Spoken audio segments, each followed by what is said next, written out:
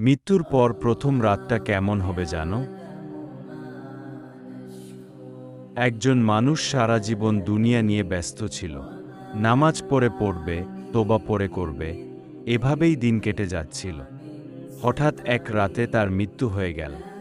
সবাই কাঁদল, কিন্তু কেউ তার সাথে কবরে নামল না। কবরের ভেতর চারদিকে শুধু অন্ধকার, না কোনো বন্ধু, না কোনো টাকা, শুধু তার আমল।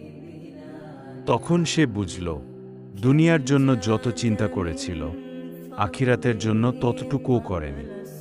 আজ তুমি বেঁচে আছো, এখনো সময় আছে নামাজে ফিরে আসার, তওবা করার, আল্লাহর দিকে ফিরে যাওয়ার। মনে রেখো, কবর হলো আখিরাতের প্রথম ঘর।